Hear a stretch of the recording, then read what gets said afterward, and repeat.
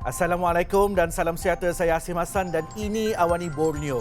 Berikut tajuk utama untuk anda malam ini.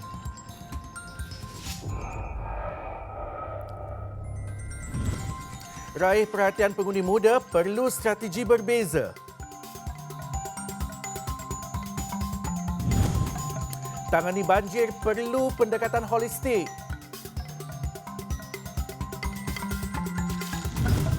iHydro pantau paras sungai secara real time.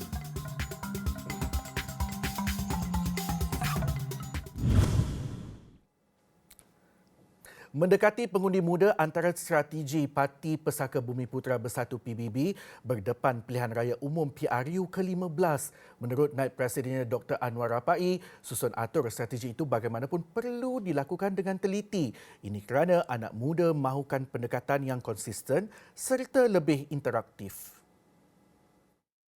Different from the bigger supporters to engage them. They are totally different group. But they are not difficult group. Okay? They are not difficult for you to convince. They are not difficult for you to tell what you want to do. And they are actually very receptive on what is going on in the world, in your local area. So this is the way that you need to engage them more frequent and more importantly, very persistent. Tambah beliau lagi, dengan pilihan raya umum yang akan dilaksanakan dengan norma baru, PBB juga akan lancarkan strategi khas. Ini bagi memudahkan interaksi dan penyampaian maklumat yang lebih kreatif sejajar dengan cita rasa anak muda. For us, PBB, our main strength is house-to-house campaign. We are not that used to campaign berceramah secara besar-besaran, and we do not like to hantam the other side. So what we do is we approach personally the pengundi, and then I feel very handicapped this election. Okay? But in future, if this is going to be the norm of the election, I need to prepare very early. Untuk rekod, Warta Kerajaan Persekutuan bertarikh 1 Disember menyatakan pendaftaran secara automatik pengundi berusia 18 tahun ke atas berkuat kuasa pada 15 Disember lepas.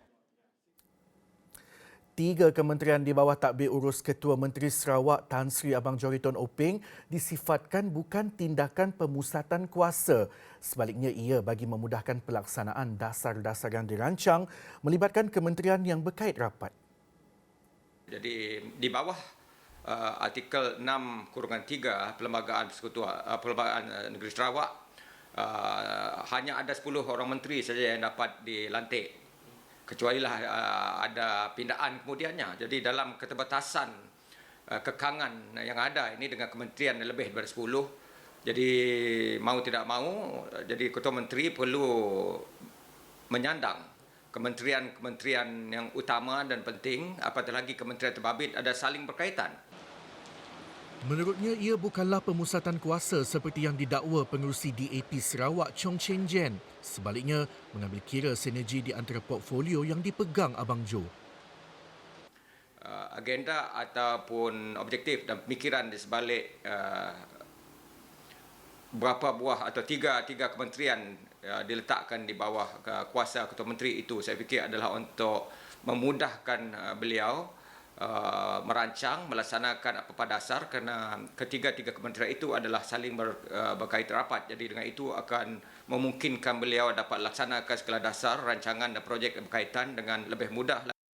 Selain Menteri Kewangan dan Ekonomi Baru, Abang Johari turut menggalas tanggungjawab sebagai Menteri Pembangunan Bandar dan Sumber Asli serta Menteri Tenaga dan Kelestarian Alam Sekitar. Seterusnya, permintaan tenaga buruh luar untuk perkembangan industri besar di Sarawak sentiasa diberi perhatian. Justru kerajaan negeri perlu ada pendekatan yang selektif dalam pengurusan keselamatan kesihatan rentas sempadan berkaitan COVID-19. Ini penting bagi menyeimbangkan sosioekonomi antara Sarawak dan Kalimantan. Jelas Menteri Muda di Jabatan Ketua Menteri Pemantauan Buruh Immigration dan Projek Datuk Gerawat Gala, kuasa otonomi Sarawak dalam immigration mewajarkan kawalan keselamatan yang lebih efektif relevan dan terjamin dilaksanakan, khasnya melibatkan industri perkhidmatan penting. Dan untuk masa depan, I think we will have to do a more selective approach, a more intelligent approach, because we have to open up the economy. We need people to come in, business people need to come in, government people need to come in. So we have to have some kind of selective screening regulation to facilitate movement of people for essential services. Yeah. Gerawat turut yakin pembukaan ibu kota baru Indonesia di Kalimantan pastinya akan melonjakkan aktiviti ekonomi Sarawak.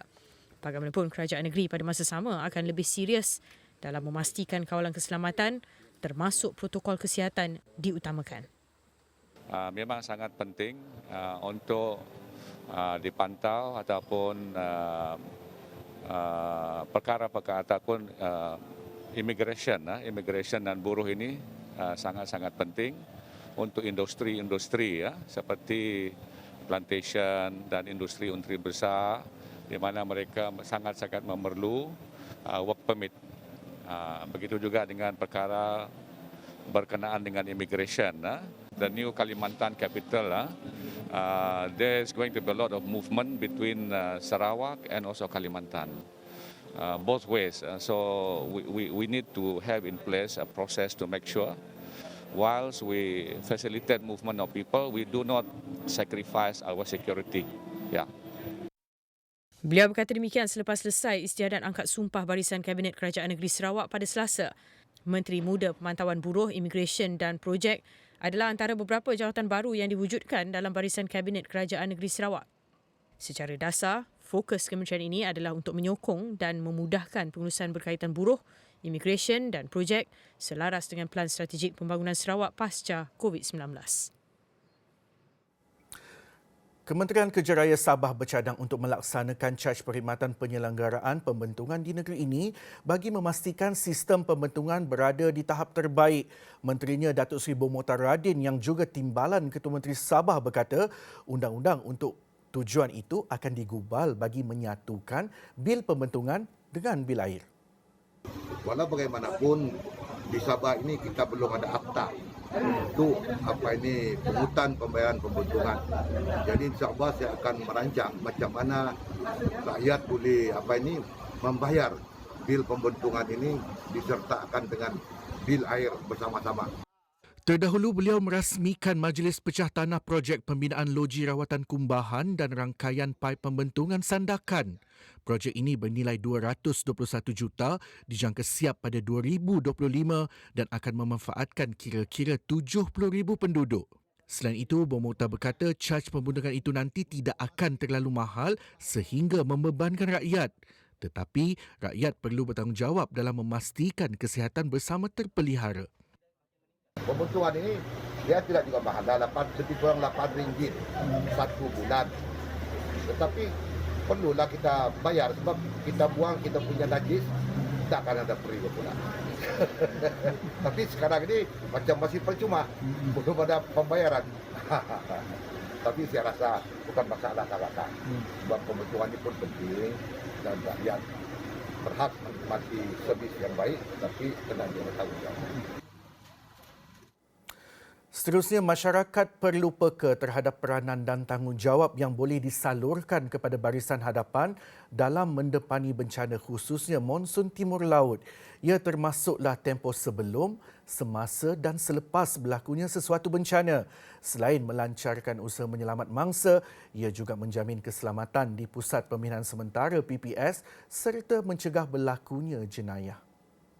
Jika berlaku sesuatu bencana terutamanya MTL di daerah Kota Kinabalu ini. Dan saya bersyukur pada hari ini seramai 75 orang ketua kampung, JPKK, NGO kapitan, NGO dan pemilik-pemilik bot atau pengusaha pelancongan yang ada bot ni telah tampil ke hadapan untuk bersama-sama kami. Muhammad Zaidi berkata kerjasama ini juga termasuk rondaan ke kawasan-kawasan terjejas bagi mencegah jenayah sepanjang berlakunya bencana. Kerana ramai orang akan berpindah ke pusat pembinaan sementara dan meninggalkan rumah mereka dan tugas dan tanggungjawab polis untuk menjamin keselamatan harta benda rumah yang mereka tinggalkan. Dan dalam masa yang sama juga kita akan membuat rondaan untuk memastikan keselamatan di lokasi-lokasi yang menarik perhatian.